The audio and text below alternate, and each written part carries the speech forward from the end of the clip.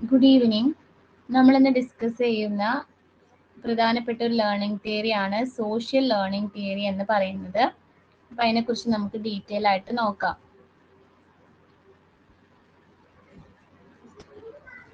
Social learning theory എന്ന് പറയുന്നത് learning തിയറീസിൽ humanistic തിയറീസിൽ പെടുന്ന ഒരു പ്രധാനപ്പെട്ട തിയറിയാണ്. അപ്പൊ ഈ ഒരു തിയറി പ്രപ്പോസ് ചെയ്തത് ആൽബർട്ട് ബണ്ടൂര എന്ന് പറഞ്ഞിട്ടുള്ള ഒരു കനേഡിയൻ സൈക്കോളജിസ്റ്റ് ആണ്. അതിൽ അദ്ദേഹം പറയുന്നത് എന്താ വെച്ചാൽ learning occurs observationally through modelling.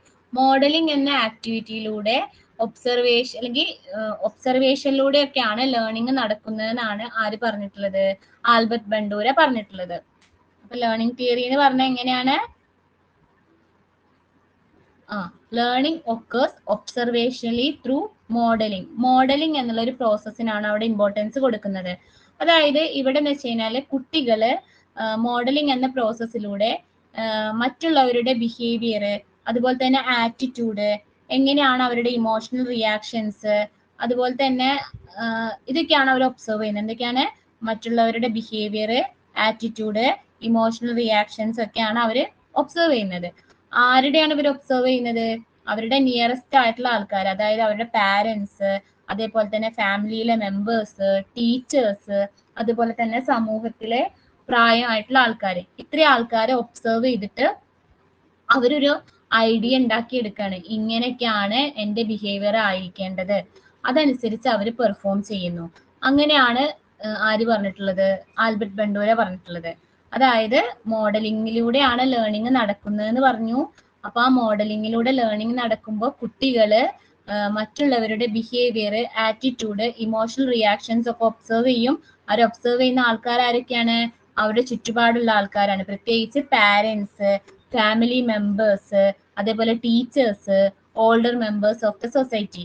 എന്നിട്ട് അവർ ഒബ്സർവ് ചെയ്യുന്നതിലൂടെ അവർക്കൊരു ഐഡിയ ഉണ്ടാവുകയാണ് എങ്ങനെയാണ് ബിഹേവിയർ ആവേണ്ടത്, അതനുസരിച്ച് അവർ പെർഫോം ചെയ്യുന്നു.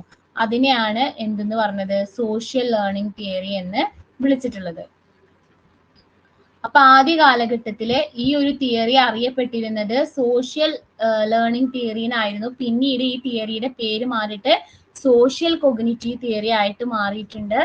ഇനി ഈ ഒരു തിയറി പ്രകാരം പറഞ്ഞല്ലോ, learning occurs as A result of observation എന്ന് പറഞ്ഞു.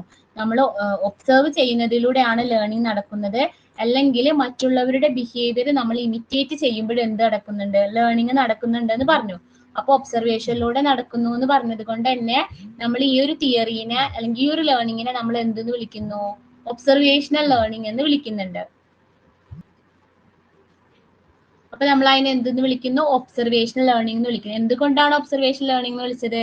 Learning occurs as A result of observation. അല്ലെ, നമ്മൾ ഒബ്സർവേഷനിലൂടെയാണ് ലേണിംഗ് നടക്കുന്നതെന്ന് പറഞ്ഞു. അപ്പൊ ബണ്ടൂരയുടെ അഭിപ്രായത്തില് നമ്മള് ഒരാളെ ഒബ്സർവ് ചെയ്യുന്നത് മാത്രമല്ല, നമ്മൾ അവരുടെ ബിഹേവിയർ എന്ത് ചെയ്യുന്നുണ്ട്? ഇമിറ്റേറ്റ് കൂടെ ചെയ്യുന്നുണ്ട്. അല്ലെ, അങ്ങനെ രണ്ടും കൂടെ കോർപ്പറേറ്റ് ചെയ്യുമ്പോഴാണ് എന്തുണ്ടാവുന്നത്? ലേണിംഗ് ഉണ്ടാവുന്നതെന്ന് പറഞ്ഞു.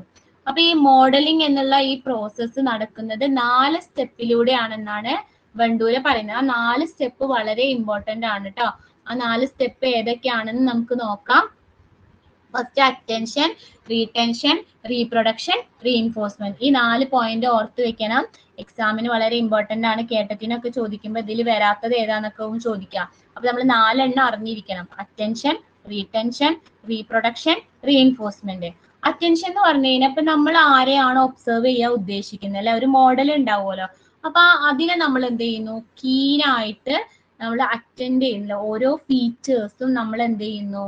അല്ലെങ്കിൽ ആ ഫീച്ചേഴ്സിന് നമ്മൾ ഇമ്പോർട്ടൻസ് കൊടുക്കുന്നു. അല്ലെ, നമ്മൾ ഒബ്സർവ് ചെയ്യാൻ പോകുമ്പോൾ നമുക്ക് നല്ല കോൺസെൻട്രേഷൻ വേണ്ടേ? നമ്മൾ ഒബ്സർവ് ചെയ്യുന്ന കാര്യത്തെ, അതിന്റെ ഫീച്ചേഴ്സ്, ഇപ്പൊ ഒരാളുടെ ബിഹേവിയർ ആണ് നമ്മൾ ഒബ്സർവ് ചെയ്യുന്നെങ്കിൽ അയാൾ എങ്ങനെയൊക്കെ പെരുമാറുന്നു, നമ്മൾ അയാളെ മാത്രം നന്നായി ഫോക്കസ് ചെയ്തിട്ട് ഇരിക്കുന്നു. അപ്പൊ അറ്റൻഷൻ കൊടുക്കുന്നു. അതിനുശേഷം രണ്ടാമത്തെയാണ് റീടെൻഷൻ എന്ന് പറയുന്നത്. നമ്മൾ ഇങ്ങനെ വെറുതെ ഒബ്സർവ് ചെയ്താൽ മാത്രം പോരാ, ആ ഒബ്സർവ് ചെയ്ത കാര്യങ്ങൾ നമ്മുടെ മെമ്മറിയിൽ നമ്മൾ എന്ത് ചെയ്യുന്നു? സ്റ്റോർ ചെയ്യുന്നു, അല്ലെ, രജിസ്റ്റർ ചെയ്യുന്നു. അത് ചിലപ്പോൾ മെന്റൽ ഇമേജസ് ആയിട്ടായിരിക്കാം, അല്ലെങ്കിൽ എന്തെങ്കിലും വെർബൽ ഡിസ്ക്രിപ്ഷൻ ആയിട്ടായിരിക്കാം. നമ്മുടെ മൈൻഡിൽ നമ്മൾ അത് എന്ത് ചെയ്യുന്നു? സ്റ്റോർ ചെയ്ത് വെക്കുന്നു. മൂന്നാമത്തേതാണ് റീപ്രൊഡക്ഷൻ എന്ന് പറയുന്നത്. അതായത് വെറുതെ സ്റ്റോർ ചെയ്ത് വെച്ചാൽ മാത്രം പോരാ, അത് നമ്മൾ ആക്ഷൻസ് ആക്കി മാറ്റുന്നു, അല്ലെ, നമ്മുടെ ലൈഫിൽ നമ്മൾ അത് കൊണ്ടുവരുന്നു. അല്ലെ, അതാണ് റീപ്രൊഡക്ഷൻ എന്ന് ഉദ്ദേശിക്കുന്നത്. പിന്നെ ലാസ്റ്റത്തെയാണ് റീഇൻഫോഴ്സ്മെന്റ് എന്ന് പറയുന്നത്. അപ്പൊ നമ്മൾ ഒരാളുടെ ബിഹേവിയർ നമുക്ക് ഇമിറ്റേറ്റ് ചെയ്യണമെങ്കിൽ നമുക്ക് എന്ത് കിട്ടണം? മോട്ടിവേഷൻ കിട്ടണം. അപ്പൊ ഇന്റേണൽ ആയിട്ട് അല്ലെങ്കിൽ എക്സ്റ്റേണൽ ആയിട്ടുള്ള മോട്ടിവേഷൻസ് അവിടെ കിട്ടണം. ഇപ്പൊ നമ്മൾ നെഗറ്റീവ് ആയിട്ടുള്ള റീഎൻഫോഴ്സ്മെന്റ് ആണ് നമുക്ക് കിട്ടുന്നതെങ്കിൽ നമ്മൾ ഒരിക്കലും ആ മോഡലിംഗ് ആക്ടിവിറ്റി എന്ത് ചെയ്യില്ല, കണ്ടിന്യൂ ചെയ്യില്ല. അപ്പൊ നമ്മൾ കുട്ടികളെ കാര്യത്തിൽ ഇപ്പൊ നമ്മൾ സ്കൂളിലൊക്കെ ഇത് ചെയ്യുമ്പോൾ കുട്ടികൾക്ക് എപ്പോഴും നമ്മൾ എന്താ കൊടുക്കേണ്ടത്? പോസിറ്റീവ് ആയിട്ടുള്ള റീഎൻഫോഴ്സ്മെന്റ് ആയിരിക്കണം കൊടുക്കേണ്ടത്. അപ്പൊ ഈ 4 കാര്യങ്ങളാണ് നമ്മൾ ശ്രദ്ധിക്കേണ്ടത്: അറ്റൻഷൻ, റീടെൻഷൻ, റീപ്രൊഡക്ഷൻ, റീഎൻഫോഴ്സ്മെന്റ്. ഈ 4 കാര്യങ്ങളും എന്തിന്റെയാന്നാ പറഞ്ഞത്? മോഡലിംഗ് നടക്കുന്നതിന്റെ 4 സ്റ്റേജസ് ആണ് നമ്മൾ പറഞ്ഞത്. അപ്പൊ ഇത്രയാണ് സോഷ്യൽ ലേണിംഗിനെ കുറിച്ച് പറയാനുള്ളത്. സോഷ്യൽ ലേണിംഗ് ആരെ കൊണ്ടത്? Albert Bandura. അപ്പൊ ആ പേര് നമ്മൾ ഓർത്ത് വെക്കണം കേട്ടോ. അപ്പൊ മാച്ച് ദ ഫോളോയിങ് ഒക്കെ ചോദിക്കുമ്പോൾ നമ്മളോട് ആ തിയറിയുടെ പേര് അറിഞ്ഞാലും, തിയറിയുടെ പേരും അതിന്റെ പ്രൊപ്പൗണ്ടർ പേരും അറിഞ്ഞാൽ മാത്രമേ നമുക്കത് കറക്റ്റ് ആയിട്ട് ചെയ്യാൻ പറ്റുള്ളൂ.